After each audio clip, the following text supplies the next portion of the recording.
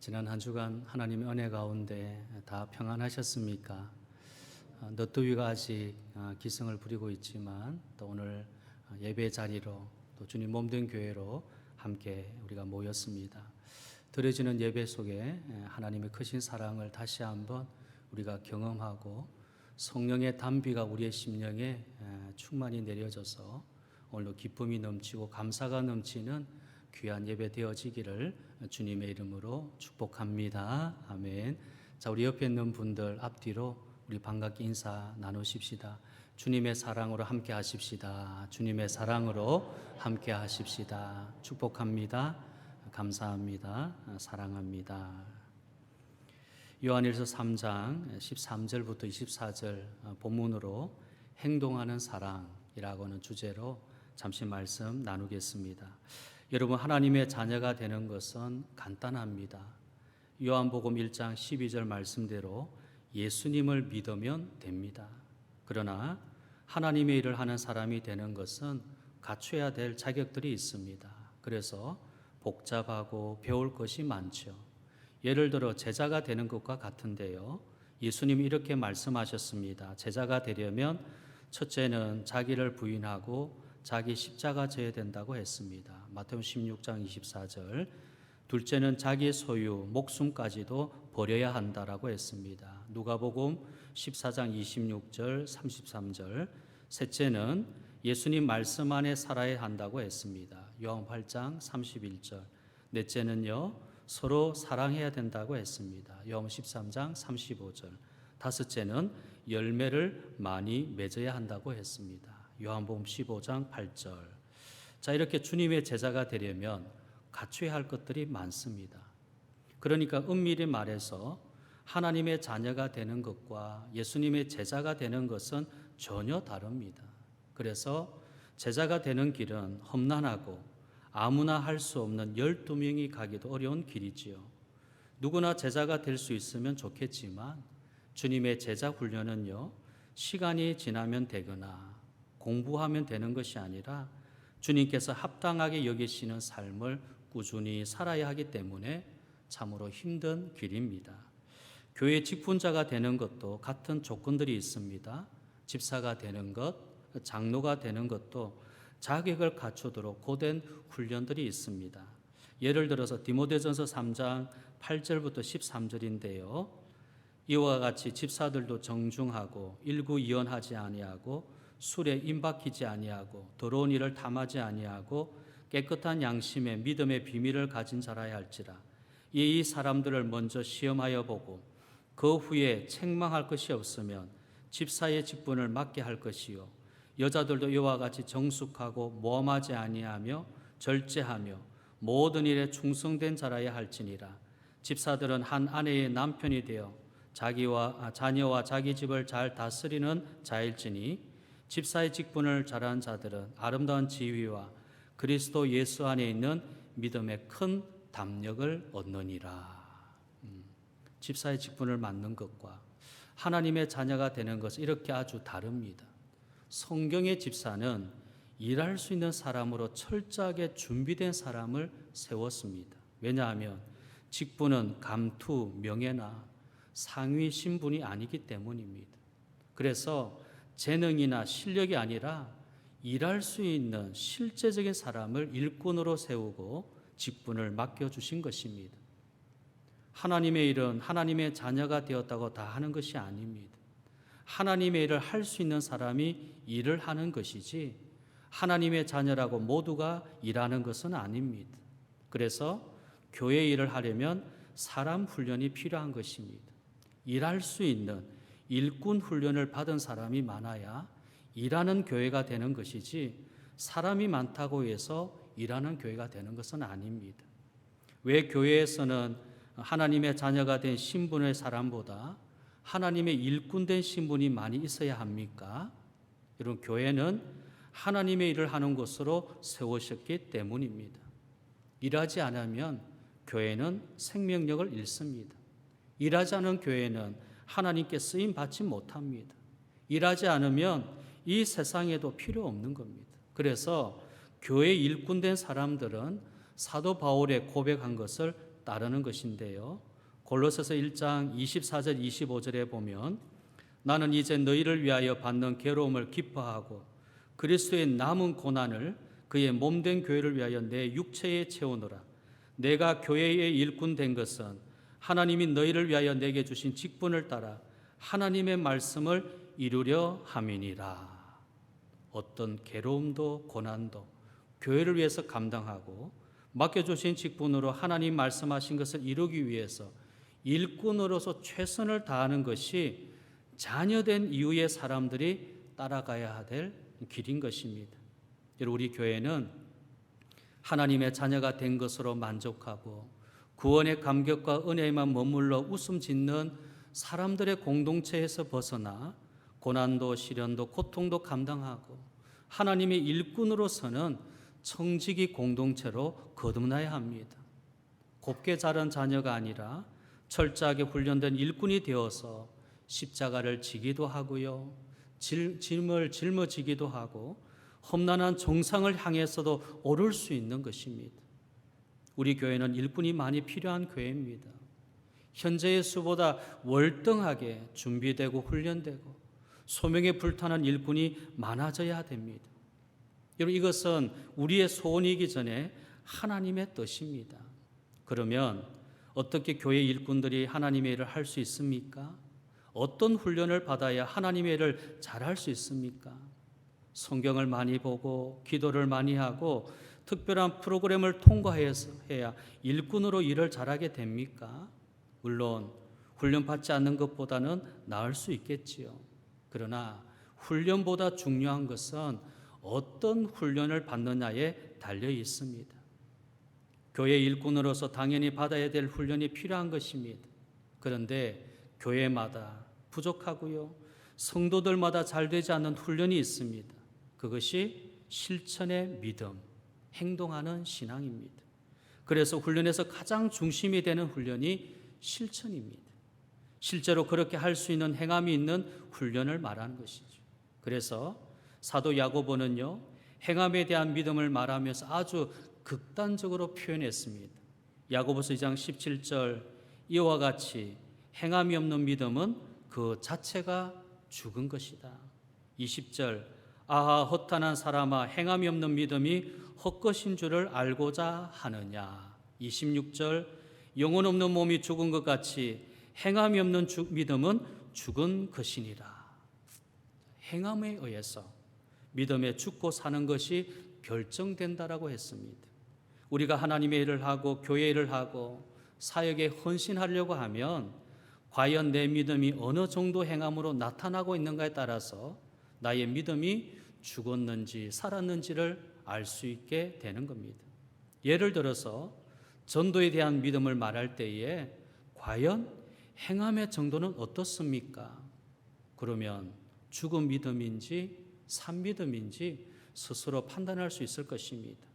섬김, 대접, 나눔, 헌신, 희생, 드림, 예배, 이런 이 모두가 행함으로 판가름 나는 믿음의 행동들입니다. 그러나 행함에서 가장 중심이 되는 행함, 가장 가치 있는 행함을 말한다면 그것이 사랑의 행함일 것입니다. 교회에서 그리고 우리 성도들의 믿음 생활에서 가장 약한 것이 이것이지요. 말씀, 기도, 은혜, 축복에 대해서는 많은 훈련을 받았지만 사랑에 대한 훈련을 받은 사람들은 많지 않기 때문에 진정한 하나님의 사랑을 모르기에 사랑의 역사가 강력하게 나타나지 않는 것입니다. 교회가 하나님의 역사를 일으키는 곳으로 되어 있음에도 그런 역사가 일어나지 않는 이유는 사랑으로 일어나는 역사가 약하기 때문입니다. 그러므로 우리 직분자들 또 모든 성도들이 끊임없이 고백하고 표현하고 응답해야 될 믿음이 바로 사랑인 것입니다. 자, 오늘 본문은요, 예수님의 사랑이 얼마나 위대한 사랑인가를 보여주는 말씀입니다. 행동하는 사랑이 무엇인지, 어떻게 나는 예수님의 사랑을 할 수 있는지를 그대로 설명해 주고 있습니다. 그러면 행동하는 사랑에 대해서 집중하고 행동하는 사랑은 어떤 사랑인가를 함께 배워보십시다. 먼저는요, 예수님의 사랑을 실천하라입니다. 자, 본문 15절에서 17절인데요. 자, 같이 한번 읽어 보십시다. 15절부터 17절. 그 형제를 미워하는 자마다 살인하는 자니 살인하는 자마다 영생이 그 속에 거하지 아니하는 것을 너희가 아는 바라. 그가 우리를 위하여 목숨을 버리셨으니 우리가 이로써 사랑을 알고 우리도 형제들 위하여 목숨 버리는 것이 마땅하니라. 누가 이 세상의 재물을 가지고 형제의 궁핍함을 보고도 도와줄 마음을 닫으면 하나님의 사랑이 어찌 그 속에 거하겠느냐. 예수님이 누구십니까? 인간의 몸을 입으시고 이 땅에 내려오신 하나님이십니다. 예수님이 이 세상에 오신 목적은 분명했습니다. 이 세상을 사랑하기 위해서입니다. 예수님이 사랑한다는 것은 미워하지 않는다는 말입니다. 예수님은 사람을 미워하지 않습니다. 만약에 미움이 있다면 자연히 사랑은 그 속에 공존하지 못합니다. 예수님은 어떤 죄인도 미워하지 않았습니다. 예수님은 어떤 사람도 거절하지 않았습니다. 그래서 미움이 살인이라고 가르쳤습니다. 사람의 마음에 미움이 시작되면 결국 살인까지 가게 됩니다. 요한일서 2장 9절에 보면요, 빛 가운데 있다 하면서 그 형제를 미워하는 자는 지금까지 어둠에 있는 자요. 쉽게 말하면 내가 믿어 구원받았다고 하면서도 형제를 미워하고 있다면 지금까지 믿음이 아니라는 거예요. 불신자라는 것입니다. 어둠에 있는 사람은 자연히 악한 행동을 하게 되어 있는 겁니다. 그러므로 진실로 사랑하려면 우리가 미운 마음을 버려야 됩니다. 그리고 미운 마음을 버리는 것으로 만족하는 것이 아니라 이제부터는 도와주는 마음, 17절에 나오지요. 도와주는 마음으로 형제의 궁핍함을 채워줄 수 있어야 그 사랑이 성숙된 것입니다. 여러분, 예수님의 공생의 시작은 이미 사람을 사랑하기 위하여 자신의 목숨을 버리는 것이 출발이었습니다. 그러기에 작은 것 때문에 흔들리거나 하찮은 문제에 출렁거리지 않으셨습니다. 예수님은 세상 사람을 사랑하겠다는 것을 목적으로 삼고 살아가신 것입니다. 그럼 우리 성도들이 배워야 할 것이 있습니다. 미워하지 말고 사랑하는 것입니다. 기꺼이 희생하는 사랑을 하는 거죠. 오늘 여기 16절에 있는 것처럼 우리도 형제를 위하여 목숨을 버리는 것이 마땅하리라. 목숨을 버리는 사랑을 하고요, 도와주는 마음으로 사랑을 하면 하나님께 속한 사람으로 사는 성도가 되는 것입니다. 진정한 사랑은 이러한 사랑을 실천하는 것입니다. 자, 두 번째는요, 진실한 행함으로 실천하라고 말씀합니다. 자, 본문 18절인데요. 18절부터 20절까지 또 함께 읽겠습니다. 자녀들아, 우리가 말과 혀로만 사랑하지 말고 행함과 진실함으로 하자. 이로써 우리가 진리에 속한 줄을 알고 또 우리 마음을 주 앞에서 굳세게 하리니 이는 우리 마음이 혹 우리를 책망할 일이 있어도 하나님은 우리 마음보다 크시고 모든 것을 아시기 때문이라. 무엇을 하든지 사람에게 제일 어려운 것은 진실한 행동입니다. 거짓, 위선, 가식적인 것은 자기도 모르게 쉽게 되지요. 그러나 진실, 순결, 깨끗함으로 행동하는 것은 참으로 어렵습니다. 만일 사랑하는 것도 진실하게 한다면 예수님을 닮은 모습일 것입니다. 그러나 우리들의 사랑은요, 인간적인 사랑으로 가득 차 있어 말과 혀로는 사랑을 한다고 하지만 실천하는 것이나 진실함에 있어서는 많이 부족합니다. 그래서 사랑할 때 믿음이나 은혜나 감정으로 사랑하라고 하지 아니하고 진리의 사랑을 말하는 것입니다. 내가 오늘 은혜를 받았으니까 내가 사랑하는 것이지. 예, 은혜 받았으니까 사랑하겠죠. 그러면 은혜를 받지 못하면 사랑하지 않는 겁니까? 믿음이 좋으면 내가 사랑하지. 예, 사랑하는 것입니다. 그럼 믿음이 없으면 사랑하지 않는 것입니까? 믿음이나 은혜나 감정으로 우리가 사랑하는 것이 아니라 진리의 사랑으로 하는 것입니다. 진리에 속한 사랑은요, 사랑을 할 때 변덕스러운 인간적 사랑을 하지 않는다는 것입니다. 우리에게 사랑이 없는 것이 아닙니다. 사랑은 있습니다. 사랑을 실천하지 않는 것도 아닙니다. 사랑합니다. 그런데 왜 사람들이 사랑이 없는 것처럼 느끼고 그들이 사랑을 못 느끼는 것입니까? 진실함이 빠져있기 때문입니다. 진실한 사랑은 누구든지 알 수 있어요. 진실한 사랑을 하면 사람은 녹습니다. 치료해 줍니다. 일어서게 합니다. 마음을 움직입니다. 저 사람이 나를 진심으로 사랑하는 것 잘 알죠. 저 사람이 나를 사랑한다는 것이 말로 하는 건지 그냥 형식적으로 하는 것이 다 느껴지는 겁니다. 진실한 사랑을 하게 되어지면 그 사람의 마음이 벌써 안다는 것입니다. 예수님의 사랑은 거짓이 없는 진실한 사랑이었기 때문에 세상 사람들에게 영향력을 주고 그들을 변화되게 하시고 따르도록 만든 것입니다. 예수님의 사랑과 하나님의 사랑에 대해서 이렇게 말씀하고 있습니다. 로마서 8장 31절 이하의 말씀인데요. 긴 말씀이지만 한번 읽어보겠습니다. 로마서 8장 31절 이하의 말씀인데요. 그런즉 이 일에 대하여 우리가 무슨 말하리요? 만일 하나님 우리를 위하시면 누가 우리를 대적하리요? 자기 아들을 아끼지 아니하시고 우리 모든 사람을 위하여 내어주시니가 어찌 그 아들과 함께 모든 것을 우리에게 주시지 아니하겠느냐? 누가 능히 하나님께서 택하신 자들을 고발하리요? 의롭다 하신 이는 하나님이시니 누가 정죄하리요? 죽으실 뿐 아니라 다시 살아나신 이는 그리스도 예수시니 그는 하나님 우편에 계신 자요 우리를 위하여 간구하시는 자시니라. 누가 우리를 그리스도의 사랑에서 끊으리요? 환난이나 공고나 박해나 기근이나 적신이나 위험이나 칼이라.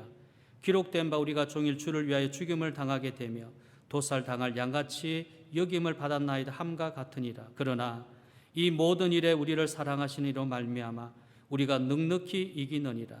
내가 확신하노니 사망이나 생명이나 천사들이나 권세자들이나 현재일이나 장래일이나 능력이나 높음이나 깊음이나 다른 어떤 피조물이라도 우리를 우리 주 그리스도 예수 안에 있는 하나님의 사랑에서 끊을 수 없으리라.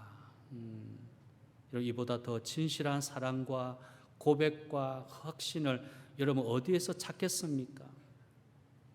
그러므로 한번 약속하시면 끝까지 지켜주시는 진실한 사랑을 우리는 배워야 합니다. 사랑하기로 했으면 사랑하고 사랑의 약속을 지키고 사랑으로 살아가는 사람이 되어야 됩니다. 우리 교회는 말과 혀로 사랑하는 사람들이 아니라 예수님의 사랑으로 사랑하는 마음에서 정말 우러나오는 이 진실한 사랑을 실천하는 성도여야 합니다.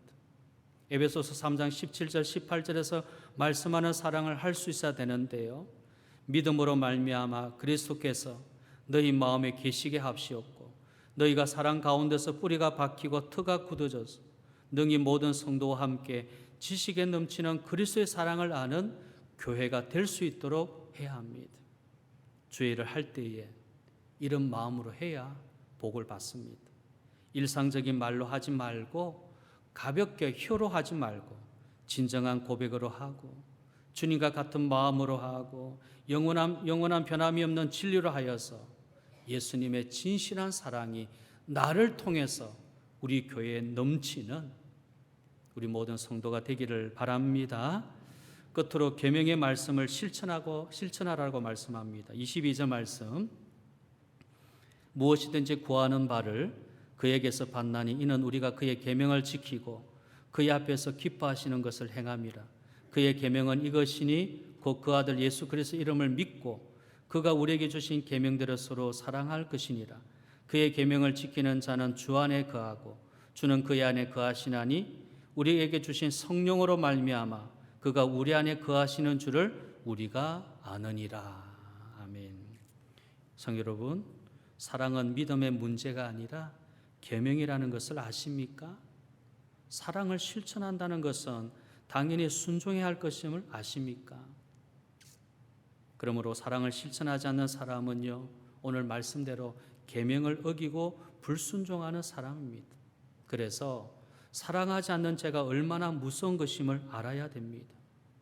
십계명은 이스라엘의 언약의 백성들이 지켜야 될 율법입니다.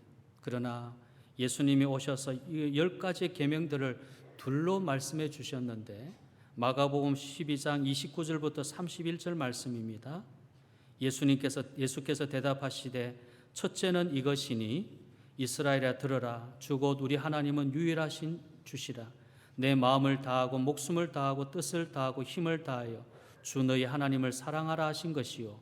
둘째는 이것이니 내 이웃을 내 자신과 같이 사랑하라 하신 것이라. 이보다 더 큰 계명이 없느니라. 예수님께서 지키도록 하신 계명은 사랑의 계명입니다.